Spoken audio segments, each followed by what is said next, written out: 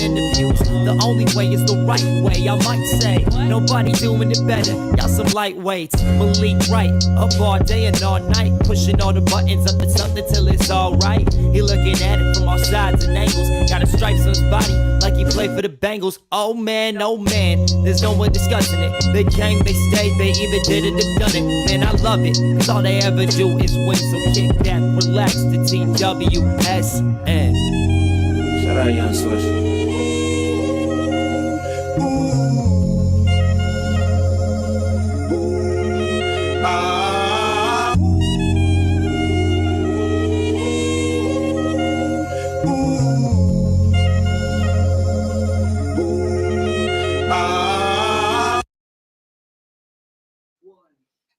Thank you guys for tuning in to another episode of State of the Jungle with Malik Wright, presented by the Right Way Sports Network. I'm your host, Malik Wright.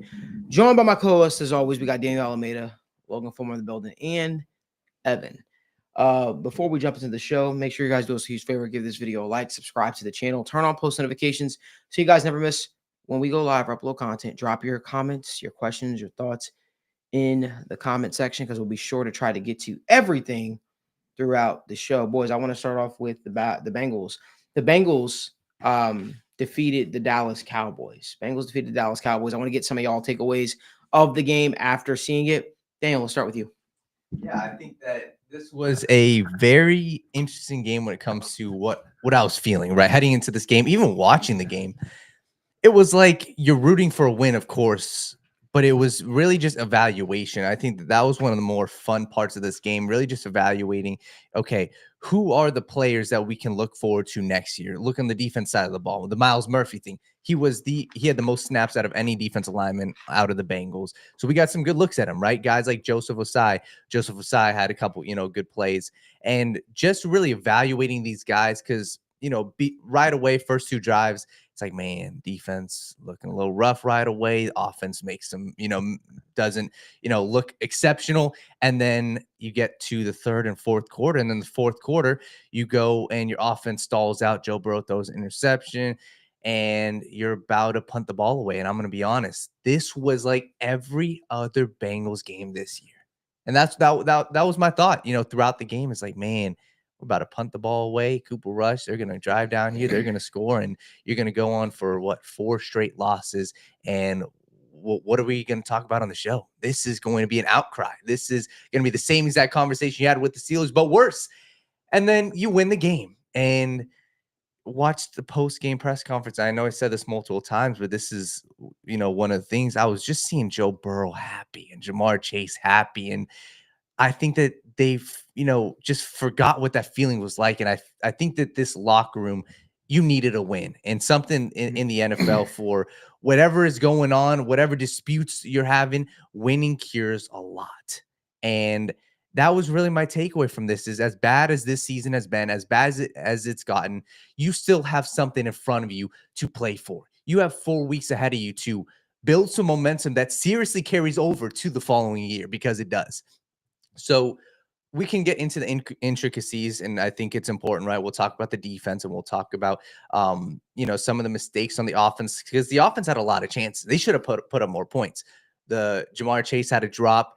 Tee Higgins had a couple drops at 3rd and 2 call. In the red zone, you call a fade to Tee Higgins and you kick a field goal. That was a huge missed opportunity by the offense. So all around, it was a gritty game that we should say it shouldn't have been that close.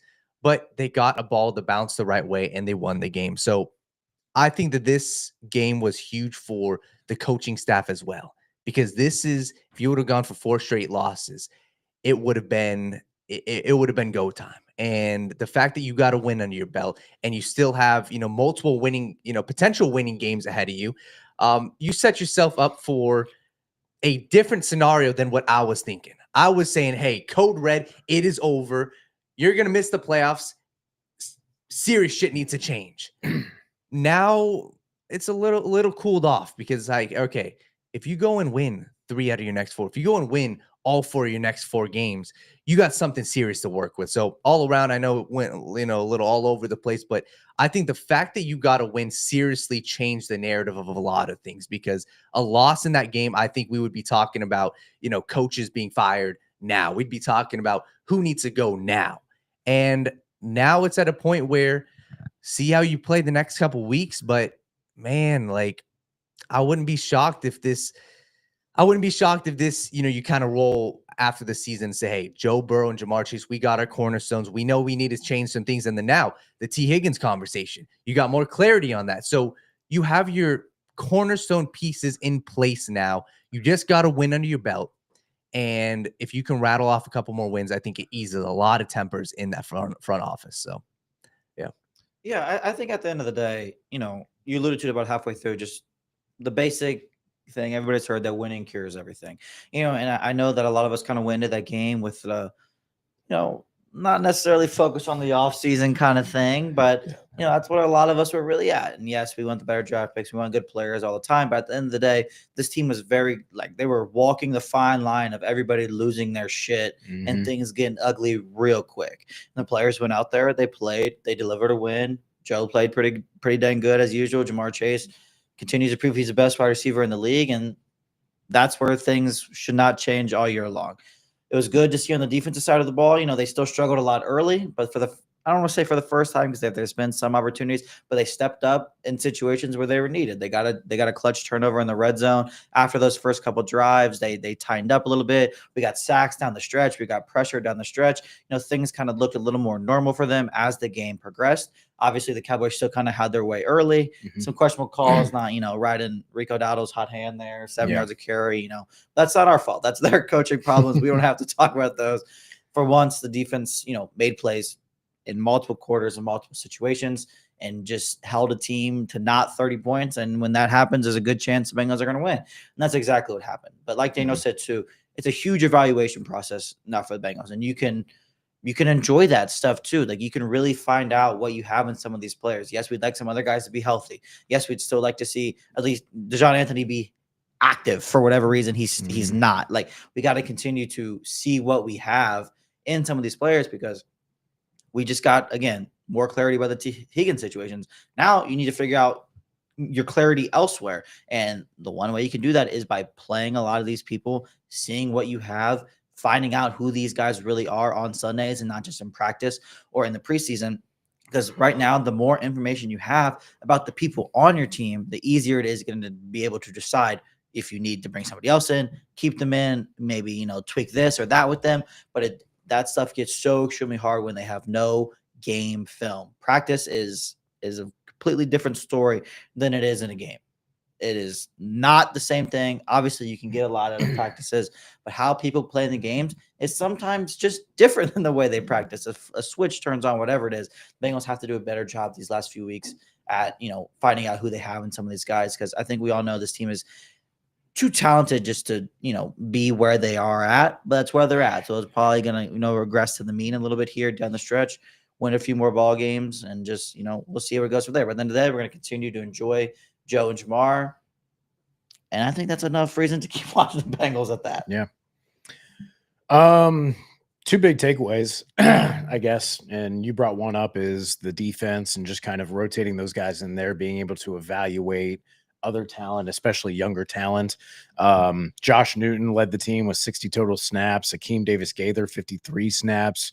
Jordan Battle, 52. Miles Murphy, 34. Chris Jenkins, 33. Joseph Osai, 30. Sam Hubbard, 21. Thank God, finally. Seeing the young guys, being able to figure out what you have in these guys, try them out versus different looks, different schemes, just get them with more starting rep experience and see if you see a development happen as you start to give them feedback, as they get more trust, as things start to kind of slow down for them and they get more comfortable. Maybe you do have some guys you can rely on going forward next season and maybe even longer. Other big takeaway on offense, we've said that Joe Burrow and Jamar Chase can't continue to do it all themselves. Well, maybe they can. That's they made me kind of eat my words on that one. I am just, as an objective viewer for this one single moment in the micro view of this one game, it was fun to see something go their way for a change when it came to that punt. They've had a lot of tough breaks that did not go their way, so it was definitely refreshing to at least have one, especially with some of the non-calls in that game. It was definitely nice in the moment. it is bittersweet understanding the macro view of things in terms of draft position and what it does for your potential strength of schedule and the next season, to where I personally place more weight on those things and the player evaluation. Right now, I'm trying to evaluate coaches, players, and think about the long-term view of things, because we have gotten to this point constantly trying to patch small holes instead of addressing the root issue of problems. And so you've kicked the can far enough down the road. You can be like the Saints and keep saying, if we're just going to run it back one more year, and for 5 years, run yourself into cap hell and then be at the bottom of a pit you're trying to dig yourself out of for 2 years. Or you can be real and address the problem right now, because I sit here and I posit to you that, like Daniel said, that game prior to that moment of that punt saving, look, Rico Dowdle, like you said, was averaging almost 7 yards per touch. They were able to move the ball against that defense, except for a drive here and there, right? Do they stop them from wasting the clock and getting into field goal range there? Do they stop them from just scoring outright? And yes, the punt was very fortunate, and it was about time they had a play break their way. But also to that point, we had the 3rd and 2 goal line fade, and then not going for it on 4th and 2 with how your offense and Jamar Chase and Joe Burrow have been looking like that. That was still questionable calls, right? The result of the punt does not change what got you there. The issues that made you still, like Daniel said, everybody panicking in the middle of the game as everything's unfolding, and you see the game slowly start to be slipping away from the Bengals yet again. Nothing about how you got to that point changes with that. So again, when we're just doing our pure macro evaluation, we need to keep that in mind. And I know many Bengals fans will say, this is important for the culture. It spurred the Joe Burrow and the T and all this stuff. And now you're going to get leadership, and you're going to be playing more cohesively, and you're looking better, and you've got momentum, and this is going to carry over into next season. That's all well and good, but we've had this conversation before, right? And it was when the Bengals were trying to get in draft position to get Joe Burrow. You very easily could have been 1 win off and not had Joe Burrow, and instead you have Tua, and you're dealing with all the concussion issues, and all of a sudden right now, where you're dealing with Justin Herbert, and he's getting killed like he is in the Chargers, and constantly dealing with broken ribs and all these other things that he's been ailed with his career, right? I hear people talk about how the games matter in that moment, but yet I never hear anybody bring up as an example, hey, this game and winning these games, it does matter. Remember the year that they were tanking for Joe Burrow? They were 0-11 and hadn't won a single game, and then they beat the Jets for that win. I don't hear people bringing up that Jets game. I don't hear people going, that Jets game in 2019 really righted the ship and got these players right. Like, no one brings it up, because I know it matters in the moment. I know it feels good in the moment. I said it myself. It does feel great in the moment. So does eating a gallon of ice cream, but then you're paying for it later, right? Like, it's the same way. You can enjoy the micro view, but you can also be willing to understand in a separate context that the macro view, winning is a tertiary, maybe even like the 4th or 5th kind of item on the agenda right now in terms of understanding yourself as an organization, understanding yourself as a coaching staff. And Joe Burrow and Jamar Chase going fucking He-Man should not be saving anybody's jobs right now, should not be making up for anybody in the front office, the scouting department, anything.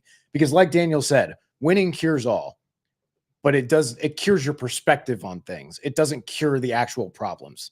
It's like putting lipstick on a pig. It's like trying to put deodorant while, the dog crapped in the corner of the room. Like, it's going to be better for a second, but like, you didn't get rid of the problem. Like, again, Joe Burrow and Jamar Chase being next level elite is them being crazy good. You still need to examine everything else outside of that, including players on the offense, players on the defense, every part of this organization. Those two going batshit nuclear should not save anyone's jobs but Jamar's and Joe Burrow's. Wow, you guys cooked. You guys cooked on the show. Yeah, this game for me, if you guys call it the recap show and then you call it the conversations Jim and I had afterwards, it was something that the players needed, the coaches needed. Players and coaches don't try and, tank. That's not something they believe in. The coaches try to save their job. Players trying to make sure they put good film on tape for their team that they're currently on or their future team. So overall, a good win for the Bengals. Saw some nice stuff. I thought it was nice to see the defense have a step forward, I would guess. They weren't the talking point. Yeah.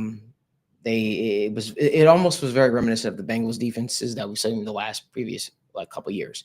And I understand you play Cooper Kupp. A lot of people are down on it, but you can only play who is in front of you. That's just my thought process. Want to keep the conversation rolling. Before we do, make sure you guys give us a video, like, subscribe to the channel, and turn on post notifications so you guys don't miss when we go live or upload content. Let's talk about the future of this coaching staff. Let's talk about the future of this coaching staff. With a win like the one that just took place, seats cool down to some degree, I think, because maybe, maybe all is not lost. Maybe this team still wants to fight hard. Do I believe it should? No, that's not. I don't think one win should change anything personally. But I still believe that the Bengals can't afford to get to 10 losses on the season, right? Which is something that they just need to make sure they don't do. They need to find a way to win these next couple of games. It ain't about playoffs, it's about building positive momentum for the future. And it's about also showing ownership and this fan base that this team still wants to win. Could it be that this team came into the season with so much pressure? Could it be that the Super Bowl and all outside noise got into the locker room with contracts and all that stuff like that being in place? Could it just be as simple as that? Before I jump on the show, if you guys can't notice, I'm a little not like myself. I just want to make mention of this really quickly. I lost a very important person in my life this past week who, without them, TWSN, none of this would have been possible. And they watched my shows from the time that I started with this journey up until what I was doing when I moved to Cincinnati. So I'm pretty emotional right now. Just want to make mention because it doesn't feel right if I don't shout this person out. Robert Wade Amadeo, you were a huge factor in my life. And me making a wholesale change into the person that I am today. I was a knucklehead kid, and you took me under your wing during a very, very tough time. You were like a father figure to me in a lot of ways. And you'll be sorely missed. Without you, I don't know if I go on to be speaking at my class graduation. Without you, I don't know if I go on to do great things. Without you, I don't know if I pursue this journey. I don't know if I meet people like Logan, like Evan, like Daniel. And so I just wanted to make sure I mentioned that because, it's kind of really bothering me that I didn't get a chance to obviously say bye. And I just didn't think it would be right for someone who supported me, my family, my brother, and treated me like I was the son that he never had. I don't think it would be right for me to jump on this show and not mention him, especially because he was an avid listener. So Wade, rest in peace, brother. So let's get back to the topic. So the future of this coaching staff, let's talk about it really quickly. Evan, what are your thoughts, man? I think we need to keep in mind the big thing comes back to, again, that this is not Zach Taylor, the individual's fault, right? This is the fault of years of dilapidation and degradation of this roster. This is failure to address that in both pro scouting and college scouting and be effective in the use of draft capital and other resources. This is failure to develop talent year after year after year with new guys in the building.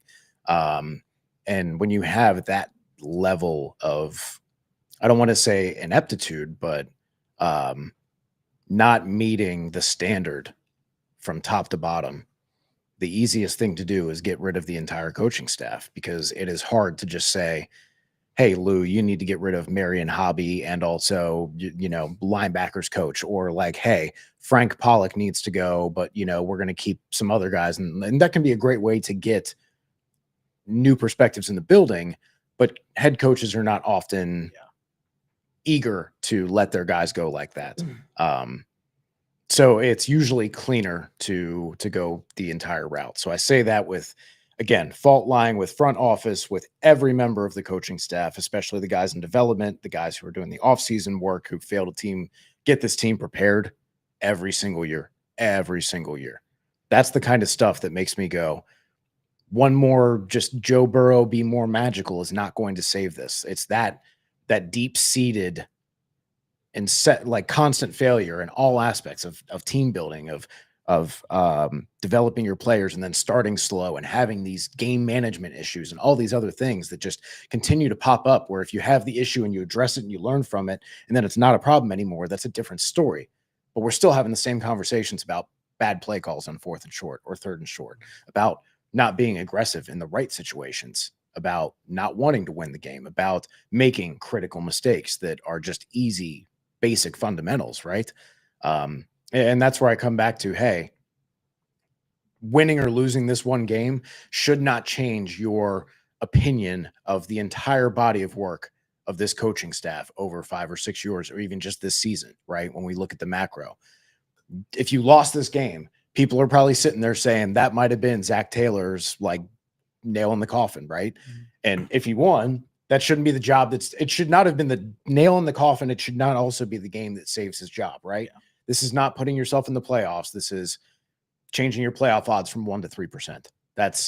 This is not some monumental game that was won against a huge divisional opponent, on the road in primetime or something along those lines, right? You were playing a backup quarterback against a team with a lot of backups and a lot of injured players. And that's just the reality of it. And you managed to eke out a victory, and you got a good break, and that's fortunate. You can celebrate the result, but still, like I talked about last week, look at the process that got you to a result. And bad process to good result is not consistently repeatable. And I think that you can celebrate the victory, but also be cognizant of that fact. And we can't let one victory color our expectations or our view of things. Yep. I think that would be a grave mistake. Yeah, I think just because you just always, it's a term that's not necessarily used in this kind of aspect, but just recency bias kind of thing. Don't let the very recency bias the situation that occurred most recent affect your outlook on the situation as a whole. And obviously, Zach has done a lot of good. The offense is clicking. The offense looks great. It's awesome. But like Malik said on Twitter this morning, it's just he's more than just a play caller. He's a head coach. He's doing so many other things. And Zach Taylor might be the best play caller in the NFL, but it doesn't matter if he's the head coach and he's can't do the responsibilities of a head coach. You know what I mean? So it's just like it's a tough situation to walk for them, because I think he's doing a lot of things well on one line. But at the end of the day, you can't just ignore all the things somebody's doing wrong because they do one thing really well, especially when you're in the situation, the seat of being a head coach. And again, I think it's the Dallas Cowboys too. I don't want to say, I tweeted about it. We've beat Daniel Jones, Cooper Rush, Gardner Minshew, Deshaun Watson. You know what I mean? Right. Like we still don't have great wins. We're still not doing all these things well. We're beating bad teams still, but I think how this team finishes the year is obviously going to have a huge impact on that. I think, these last couple of weeks, we've been looking at it more and more clearly as he's going to get fired. He's going to get fired. He's going to get fired. This might put a small halt to it. But again, now you play the Titans, who obviously Brian Callahan, if you lose to a guy that left, that doesn't look bad. If you lose to a Broncos team as you're still trying to fight for, your playoff health, that looks bad. And then if you lose to 2 divisional opponents and you win 1 game in the division all year, that looks bad. It's still so easy for things to get bad down the stretch. A win is nice. A win is good. It kind of relaxes everybody a little bit, but there's still a lot of information that's going to be gathered about Zach Taylor and this coaching staff going forward. But they can rest for like a day.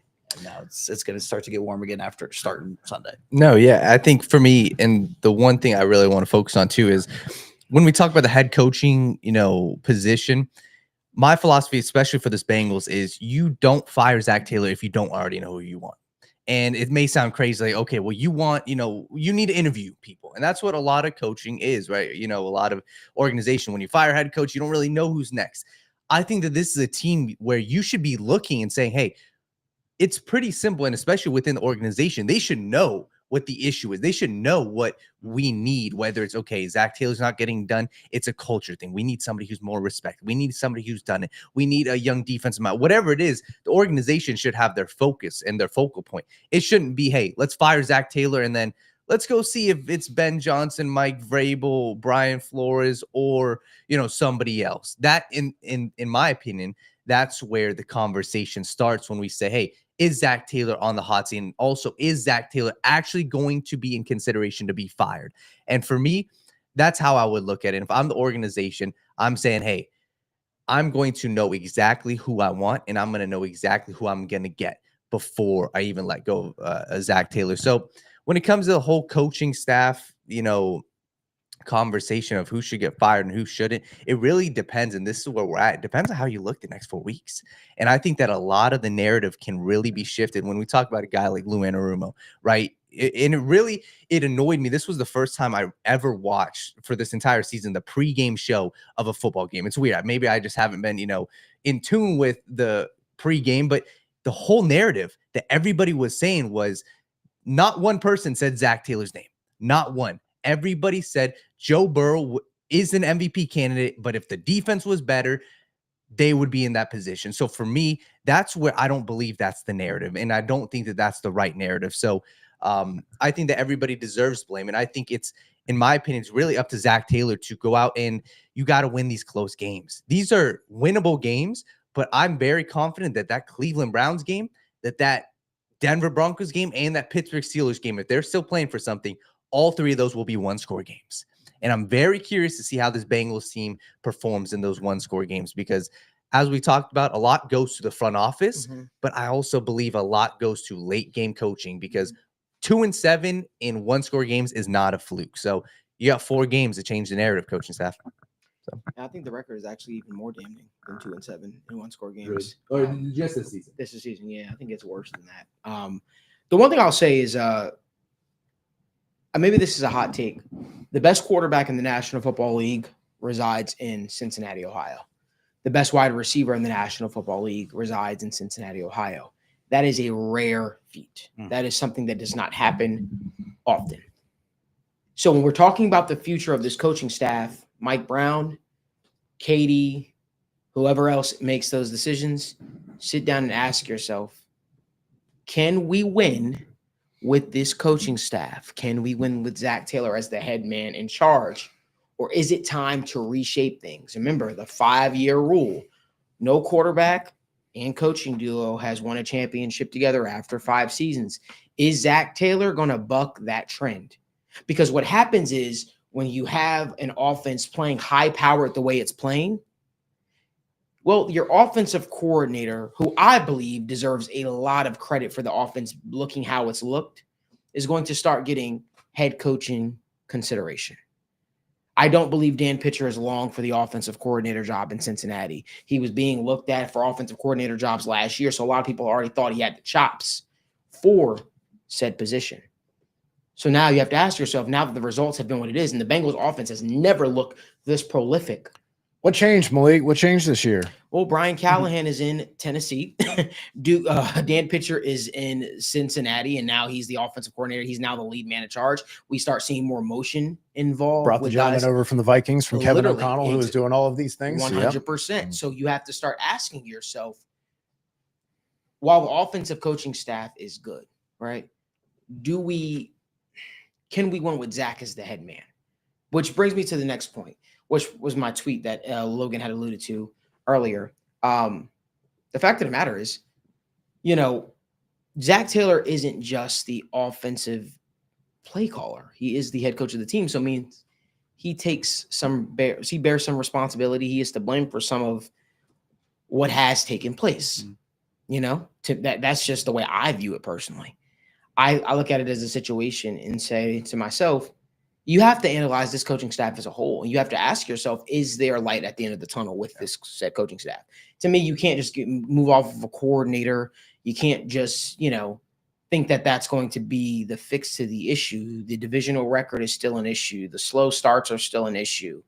The mismanagement, right, of player usage is still an issue. There's a lot that kind of goes into it, which is why I said never get too high, never get too low, always stay even keeled. Analyze this these next couple of games as a whole. Ask yourself, can we win with Zach as a whole? Don't come to a conclusion after they beat the Dallas Cowboys.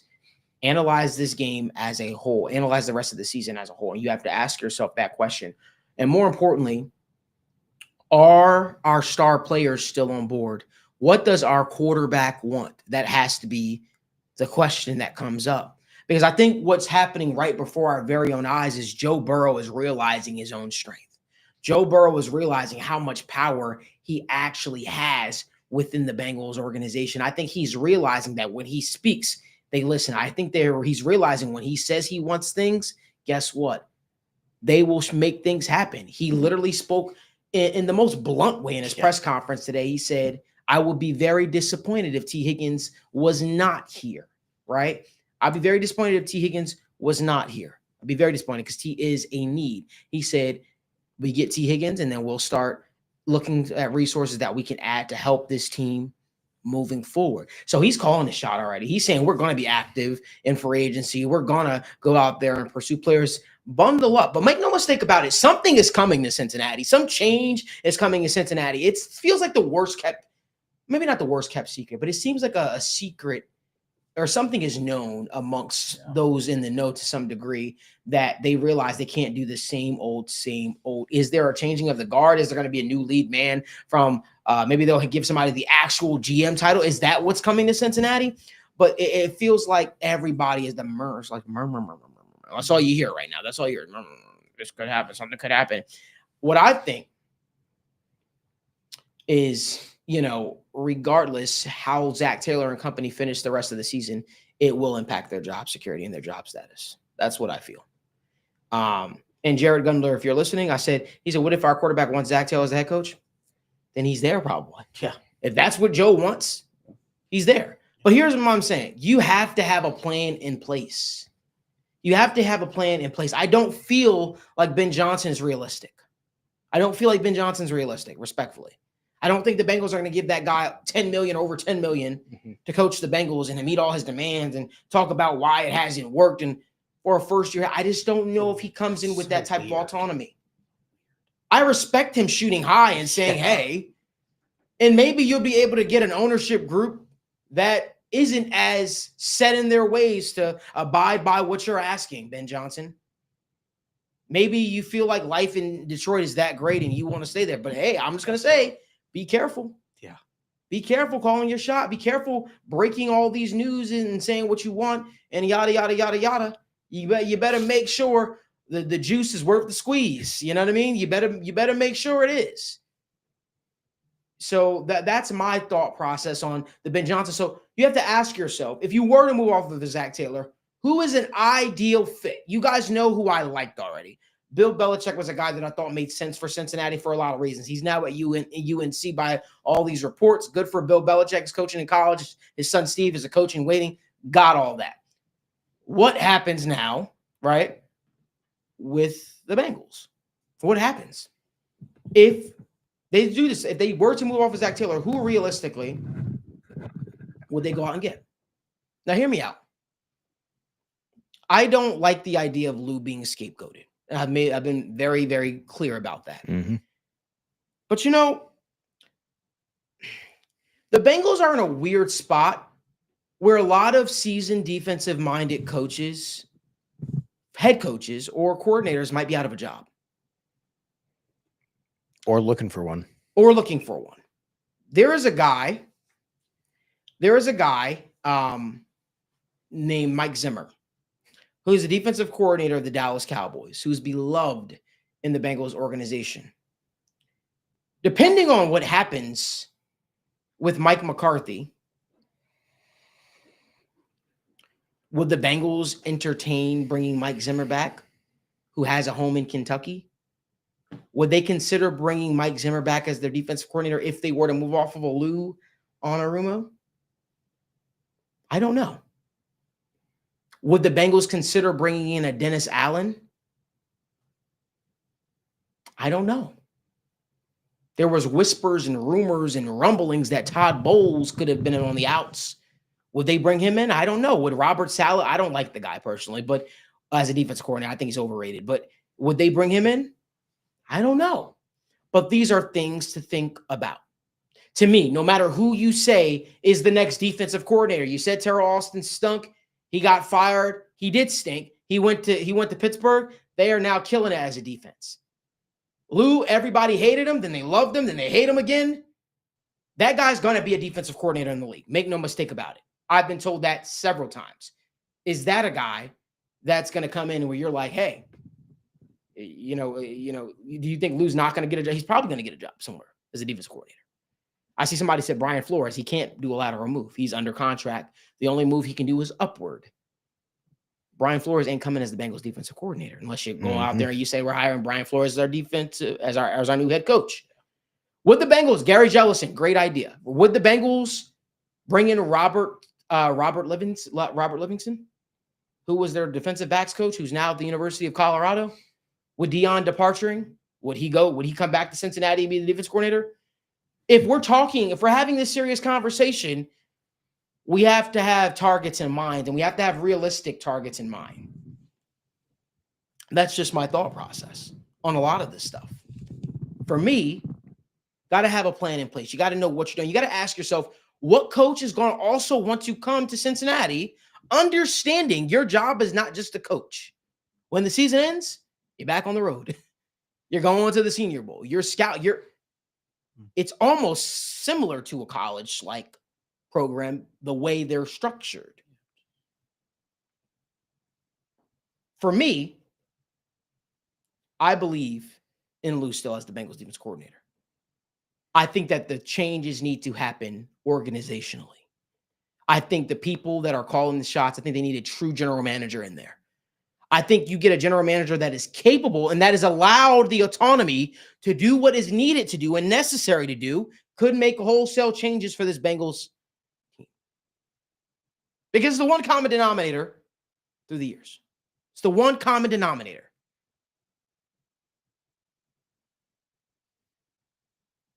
So I'm sorry, I'm reading Michael Rolf's comment. Mike, we saw that before that we went live, brother. Don't worry, we're going to get to it. But for me, there's a lot that goes into this discussion. There's a lot that goes into it. I don't believe Robert Saleh is a good defense coordinator, respectfully. I don't. I remember how poor he was before Nick Bosa. I remember people calling for his job.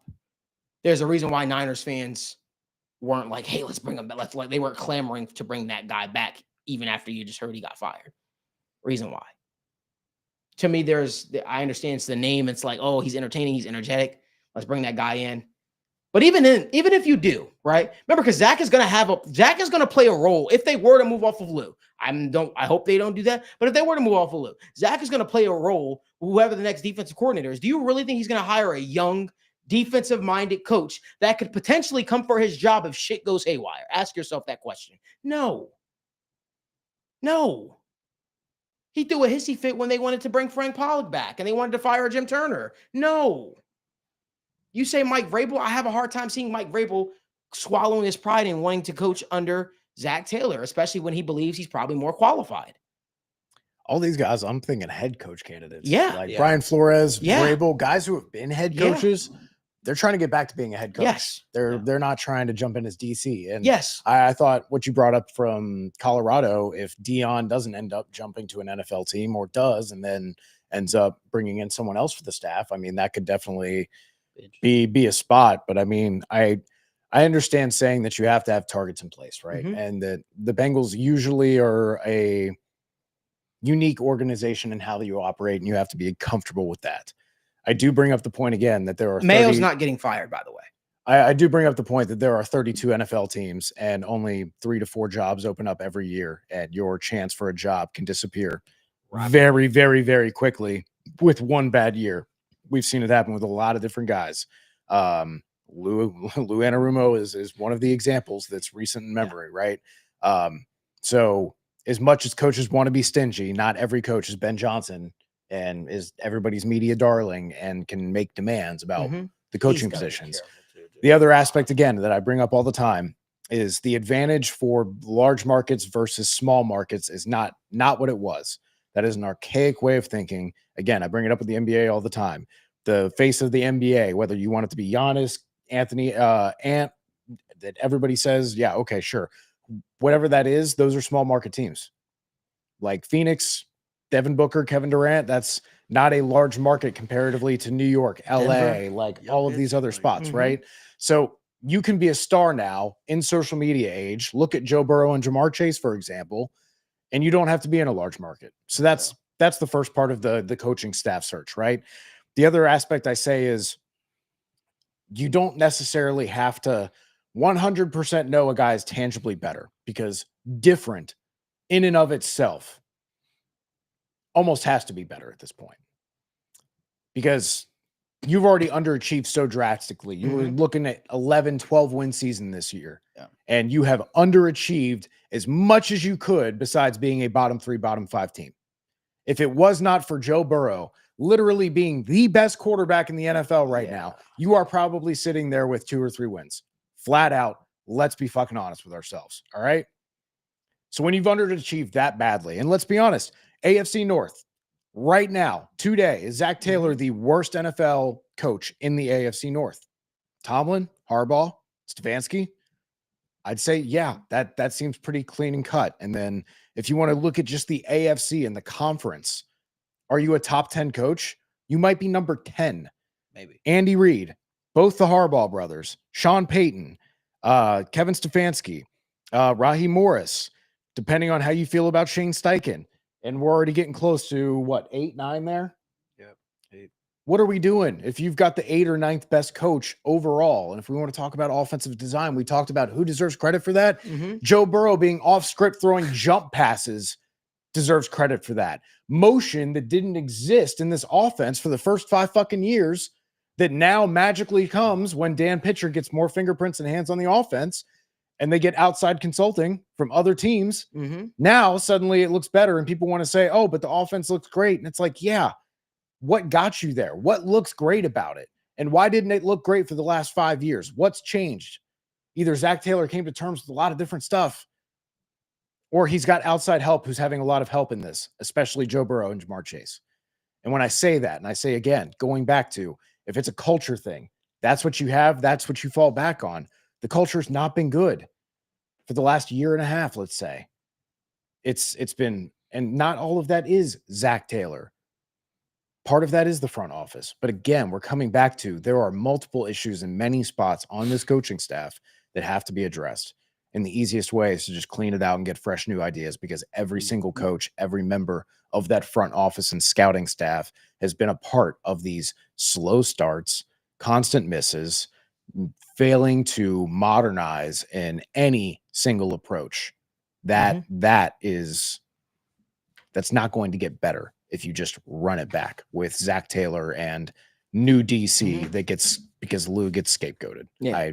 I think you immediately become much more potent and much more deadly if you hire a head coach like a Mike Vrabel, like a Brian Flores, because I have seen Brian Flores be very successful. And I know the Miami job didn't work out.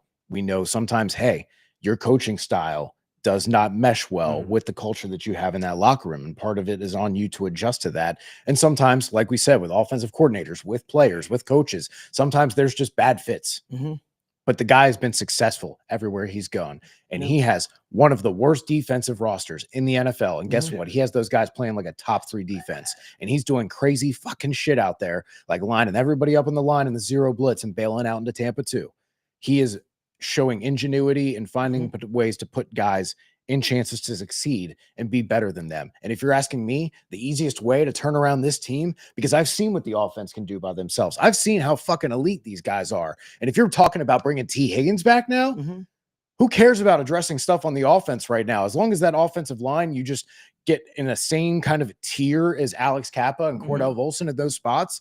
You got all your receivers and Joe Burrow. You get a guy like Brian Flores who, hey, now you don't have to knock it out of the park and chase 2-3 top tier defensive end free agents. And you don't have to spend 6-7 picks in the draft on defense to feel like you're plugging those holes, because guess what? You've got a guy in Mike Vrabel, or you got a guy in Brian Flores who can get the most out of whoever you can manage to get in there that you feel like fits your vision. And I feel like that is the easiest way that I can sell myself, you, the fans, anyone who is trying to understand how the Bengals get back into contention for a Super Bowl, that is a legitimate path. That is a legitimate way that they get back into the race next year.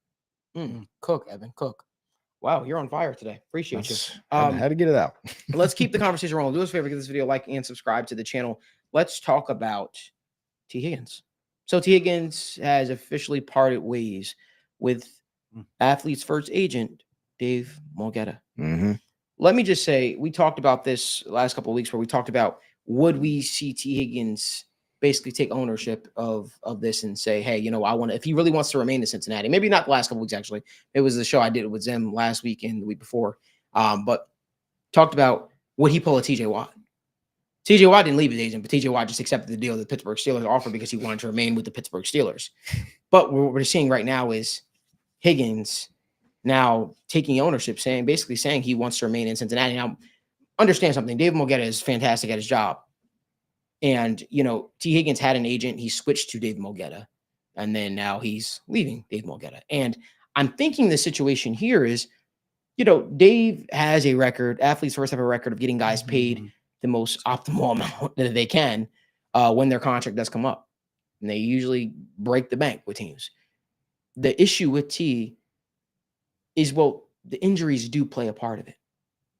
You have to try to play ball with the Bengals if he actually wants to remain with Cincinnati. You have to sort of try and play ball with the Bengals to a degree, because you understand that you do have some factors working against you, such as the injury history, the missed time.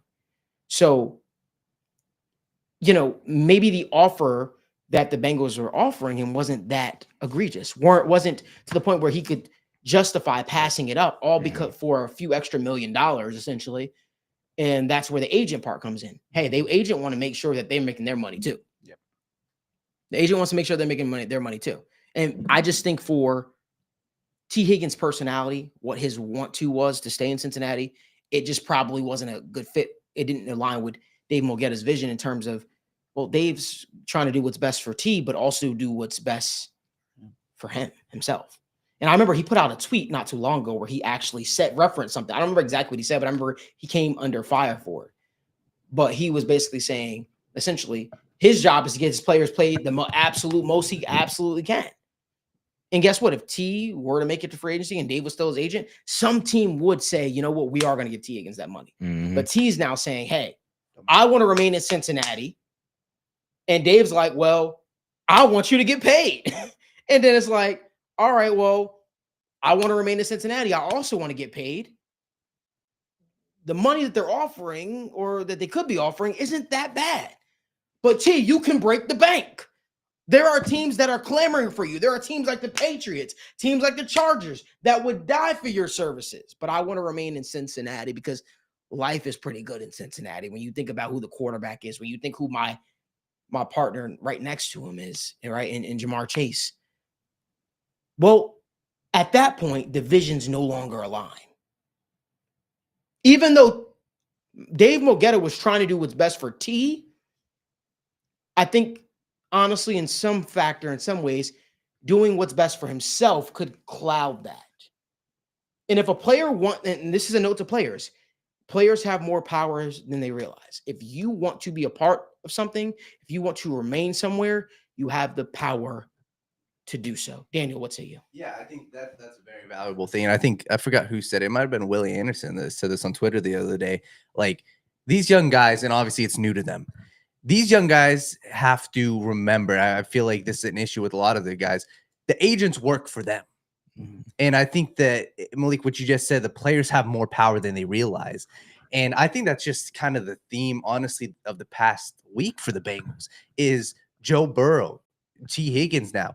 They got a lot more power than they think. And I'm just glad that this is the way it worked out, because it seemed like Joe Burrow was kind of the domino, it needed a fall. And it's exciting to see Burrow's taking it into his own hands. And then when you look at Tee Higgins, at the end of the day, bro, and it maybe, hopefully it's no bad blood, but we were talking about this before the show. Dave is going to get his guys paid, and that's it. If T's vision didn't align with that, it's okay to not do business with one another. And I'm just glad that they found a resolution. And it's very clear at this point what Tee Higgins' intentions are. And I'm just excited to see, how this turns out. But I don't know, man. I think it's a fascinating discussion, because you look at all about sports and so much of it, is your on-field performance, but there is a business behind it. Business is literally 90, 80, 70% of what goes on behind the NBA scenes, behind trading players. So much of it is the top man at the organization. So much of it is behind the scenes. And now we're starting to see some of the behind the scenes stuff. So all in all, I'm just glad Tee Higgins is showing what he wants, and it's very clear likely he's going to get what he wants. He's going to stay here in Cincinnati, and I'm just glad that the players, from 3-4 weeks ago, we were saying, man, it's just going to take Joe Burrow and Jamar Chase to say something, and Joe Burrow's starting to find his voice. And today I'm glad that he went out, on that press conferences and said that it would be a major disappointment. So I'm just happy, and it seems like the way that this locker room is trending is much better than it was trending 2 weeks ago. And this is what it can take, to hopefully get you in that Super Bowl contention. And this is where it starts. It starts in your locker room, because a broken locker room, you cannot fix that, right? And you cannot change that unless if there's serious change with the GM, with the ownership, with the head coach.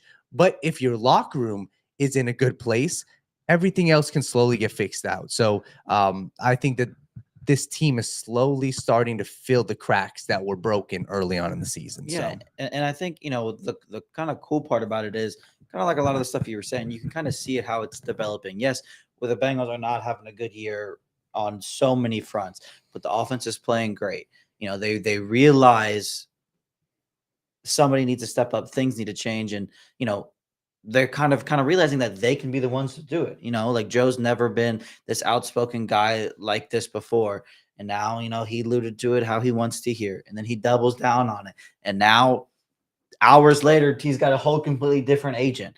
Like it's just like Malik talked about earlier, you feel things change and you feel things change. And you can I think the players are kind of starting to realize we can, not that we control things, but we have a big say in this. If we want to be together, let's keep playing together. If we're having fun, let's keep having fun playing together. And we can figure the rest out later. We know what we have right here is working. Let's commit to it. Let's figure it out later. If we have to be the ones to sit here and do X, Y, and Z to make it happen, we can be the ones who sit here and do X, Y, and Z to make it happen. It sucks that the year's lost, but sometimes situations like this are what people need to step up, to have realizations in life, not even dealing with football. When you get smacked in the face and dealt with adversity, it's all going to be about how you respond to it. And this is how we're responding to it. We're trying to make the best out of it. And if this is what's going to come, different leadership from Joe, them wanting to stick together and create bonds, stay with their bonds and do things, that can be pretty damn valuable as well.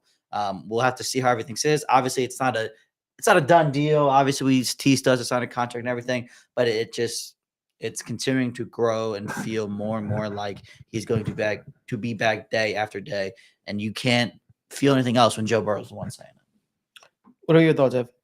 No, I agree. I think it's great to see Joe Burrow using his leverage and his power, and maybe this is something he's gotten more comfortable with as he's become a bigger star in the league and feels that he has the gravity and the power to kind of throw his weight around in there. But I also think it says volumes about where this organization is at in terms of their structure, their standard of operation, for the staff, for the scouting staff, for the coaching staff, for everybody, that your star player, who has largely been very muted in the sense of, hey, I'm going to lead from behind the scenes. I'm going to let these guys do their job. I'm not going to cause headaches. I'm going to be, the quarterback who's at the head following the captain, and we're going to steer the ship in the right direction, and we're all going the same way. And I'm not going to be complicated and difficult and fight you every step of the way, and do the Aaron Rodgers and be like, hey, you got to keep Thad Moss around because I'm friends with him from LSU, like that kind of stuff, right? But this is a constructive way for him to exercise his power and not be a headache, but instead be a voice and an advocate for the players on the team when you feel something isn't going right, when you feel someone is not being held to the standard that they should, because we've seen them struggle at times over the last couple of years, right? But this has been very different in his demeanor and press conferences after games, after practices throughout the week. Every time we've seen him, that body language is different than we've ever seen. And his delivery and what he's willing to say has gotten closer and closer to the hypothetical line, right? This is the outward. This needs to be different. I want it this way. Not, I would prefer, but we'll see what the team thinks and what's best for the organization. No, it is, I want this path of action, and I'm going to be extremely upset if it's not. That is That is a power I'm happy to see him flex because Yeah. he knows he is a elite level player. Mm-hmm. Jamar Chase is an elite level player. Mm-hmm. These guys have been playing the game for a long time. Mm-hmm. They know who's out there not doing their job. Did you also And- hear when Joe said he would also like the organization to bring back Mike Gesicki? Did y'all hear that? I did not. In his press conference, he did. Not this one, the one before. Really? Oh, He was asked before. about it. He was asked about it. He said, I'd love to have Mike back. He's been huge for us. But that's the point is now he feels the need to do this because otherwise he won't be heard. Mm-hmm. And whether that's the fault of it's the fault of the entire organization that's there to support him. It's the fault of ownership, GM, everybody, right? GM? Like GM, director of player personnel, Oh. right? Hmm. No, it's everybody's fault who's failed to support him to that point, to make him feel like he has to speak out now. And I think that very much underscores the importance of this time right now and why change is so necessary, because putting a new fresh coat of paint on there is not going to fix any of the foundational issues that are still there in the bedrock of the organization. I think the last thing I kind of want to touch on with that is I want to ask y'all, let me get your opinion on this. If it isn't coaching, what change do you guys think is coming? Because Joe Burrow alluded to change being necessary. Is it approach? Is it aggressiveness? Is it front office? Is it decision makers? Is it being more modern? We were joined by TWSN analyst Michael O'Hara on the show, and he talked about the Bengals moving to becoming a more modern organization and operating, in the current times, and not just half-assing it some ways. You can't just be a thing you do some off seasons, and it doesn't have to just end in the off season, right? It's a thing that should happen year round. You should constantly look to improve the roster. The Ravens always look to improve their roster, and do not discount what a general manager with fresh ideas could do for an organization. Look at what happened when Brad Holmes took over for Detroit. But you also have to be willing to allow that guy to really thrive in that role of a general manager. You have to, and see what that guy is, capable of doing. I think that's going to be so crucial for the Bengals if they do decide to make some change. Personally, I think that's going to be so crucial. And we've seen time and time again when guys get certain roles in certain positions, such as a general manager or key decision makers, the change they could make. For me, I think the Bengals are in need of someone who's been a part of a prolific organization that has shown the chops to do it. Somebody such as Alec Halaby. You guys have heard me talk about him time and time again. Would the Bengals be that, would the Bengals be reluctant or resistant to that idea of a new voice, a new face in the building? And again, it doesn't have to have any bearing on Duke Tobin's job, seeing as he's the director of player personnel. Ideally, the feelings would be hurt in it, but you want a new voice in there. I mean, you got the one guy that's being considered, Trey Brown, right? Do you consider him, moving him up, to stave off other people clamoring for his job? Do you officially give him the title of general manager, or move him to director of player personnel and does something else with it? I have no idea. But to me, it definitely needs to be a changing of the guard. Danny, you look like you were about to say something over there. Yeah, I think, well, I just want to add that one thing. And the changes that Joe Burrow alluded to, I think a lot of it also has to do with, maybe it's not coaching or whatever. I think a lot of it has to do with Joe Burrow doing what he's doing now, saying, hey, the changes that I want, I'm going to make it known. And I feel like, and I saw some people in the chat, well, it doesn't matter, he's not the owner. Well, if that's the sentiment you want to go with, okay, we can play that game. Let's say the owners and the GM and the organization, or Duke Tobin and the organization, doesn't go with what, Joe Burrow wants to say. Hey, you want Tee Higgins, Mike Gesicki? All right, they're gone. So how is Joe Burrow going to feel? How's that changes the entire dynamic, and that shifts so much. And I would hope, and I would almost bet on, with what Joe Burrow is saying now and what he's outright saying, the organization is going to make happen. And I think that that's just where it stands right now. The change that Joe Burrow wants to see, I feel like a lot of those could be personnel-wise, player-wise, whether it was Tee Higgins staying, whether it was Mike Gesicki. The one thing I will be curious is, hey, does he want a different voice in the locker room, right? Some we talked about a couple, shows back was, hey, Joe Burrow has had a head coach in the past at Ogeron that pushed him, that outright said, hey, I'm going to push my quarterback. We saw Bill Belichick and Tom Brady. Many accounts Bill Belichick had, called out Tom Brady the same way he would Jamie Collins, same way he would James White, the same way he would the wide receivers.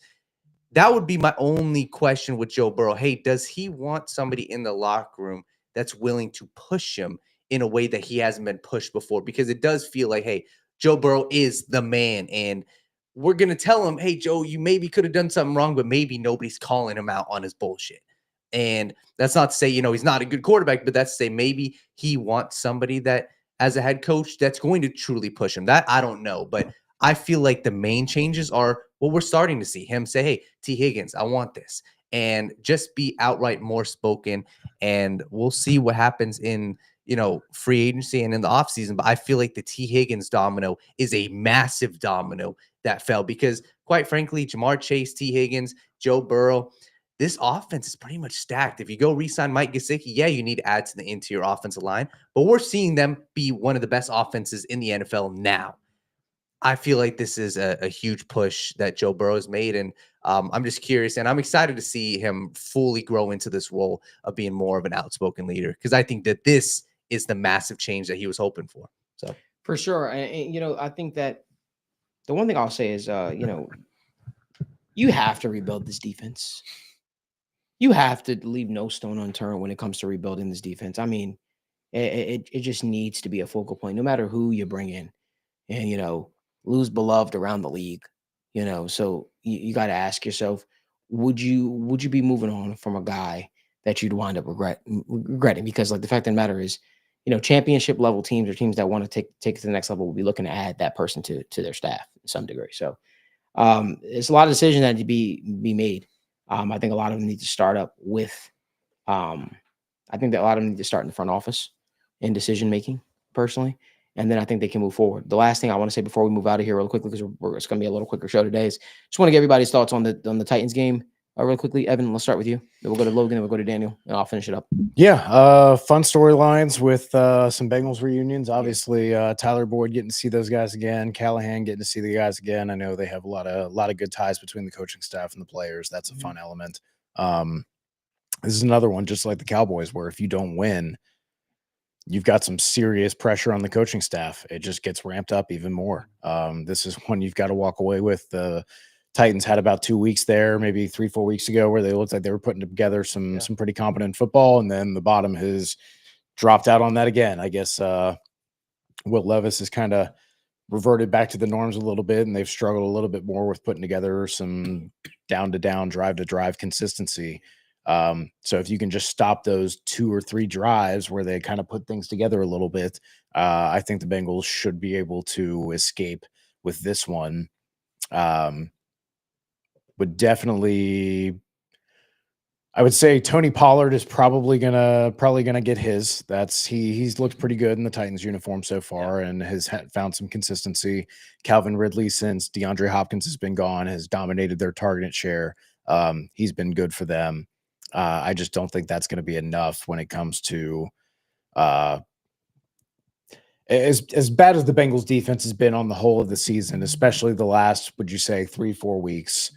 5 or 6 guys have shown up to maybe not an elite degree, maybe not the best of their career level degree in terms of guys like Jermaine Pratt, Logan Wilson, but there will generally be 3 to 5 guys outside of Trey Hendrickson that make enough plays, right? Last week it was BJ Hill, it was Geno Stone, it was Jermaine Pratt, right? Cam Taylor-Britt looked competent last game too and had some good plays.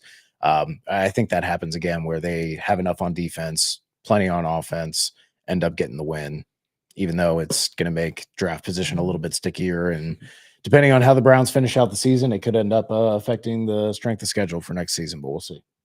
I think for me, I agree with a lot of things Evan said. Specifically, what I'm going to be looking at a little more closely is, again, this Titans front, Jeffrey Simmons, Tavondre Sweat. I think everybody knows how much a lot of us advocated for Tavondre Sweat through the draft cycle. He's been amazing. The interior offensive line, not that there's much hope for the future or anything at this point, but they better be ready to go on Sunday. This Titans defense has been one of the more underrated units all year. I think that when their offense is playing at an average rate and their defense isn't on the field in terrible situations after turnovers or just on the field after quick 3 and outs, they play really, really, really, really good football. It's a pretty solid unit top to bottom. There's no glaring holes. Everybody's just been playing pretty good football. Their offense, again, Evan just talked about it. It's nothing special. They got Tony Pollard, who's going to get his. Calvin Ridley's a good football player. Nick Westbrook-Akines has catches 1 touchdown every week. That's about it. That's just who they are. They got a pretty decent offensive line. J.C. Latham, Peter Skoronski. They're a decent group. But they're a group that is very prone to turnovers. Will Levis loves to turn the ball over. Some fumbling issues there across the board too. You would like to hopefully see the defense kind of continue the turnover rates of, just at least getting 1 to 2 a game. This is a team that loves to do it. If you can't continue to build off of that and continue to make them turn the ball over, then again, more questions should be had and whatnot. But again, I'm going to be looking, again, this offensive line, I don't know how much currently is on it for the future, but they better be ready to block on Sunday because Devondre Sweat and Jeffrey Simmons are no joke. Yeah, I think for me, the big focal point is it's going to be that defensive line, and I think that's what the matchup is. And it kind of plays to the Bengals' strength in the sense that, hey, they are a dominant run defense. That's what they are. You go look at, what running backs have done. There's been maybe 1 to 2 games, in the past 8 games that opposing running backs have really dominated, right? And maybe it was that Commanders game. Brian Robinson had a good game. But besides that, I think it's going to be tough sledding for Chase Brown and this Bengals rushing attack. And that's something that the past couple of weeks, it's looked good in spurts, but they're not running it a ton. So I think it really is going to come down to Joe Burrow. I think if you win, and this may sound simple, but if Joe Burrow isn't forced into many turnovers, I think the Bengals should win this game pretty comfortably, just because I'm confident that this Bengals defense can't force some turnovers on Will Levis. I went back and rewatched them against the Jaguars. There was multiple times where they just bad pass. They didn't score a touchdown against the Jags. They scored 6 points, and it's like they relied on the running game, but I still also don't believe that this Titans team is going to be able to be out in front of the Bengals to consistently just pound the rock 30 times this game. So my biggest focal point is going to be quick passes on the passing attack. And I think that this could be a very big game for the Bengals wide receivers. So that's the biggest focal point. Joe Burrow, as long as you don't have 2 to 3 turnovers, I think you win this by 6 points. So I'd say score prediction, I say 23-16. Like I just said, this coaching staff needs to continue to build more positive momentum for the rest of the season. We'll see how this thing shakes out. Listen, we appreciate y'all for tuning into another episode of State of the Jungle presented by the Right Way Sports Network. Appreciate you guys for making this a part of your daily Wednesday routine. We will not be having a State of the Jungle episode on next Wednesday. So if any company out there want to do a pop-up live show on Wednesday like you tried to do tonight, you're more than welcome. I'm sure we'll be live next Friday, going live for another episode of State of the Jungle. We appreciate y'all for tuning in. We're still ready to hang up you guys' banner whenever you're ready. But until next time on State of the Jungle, Hoo Day.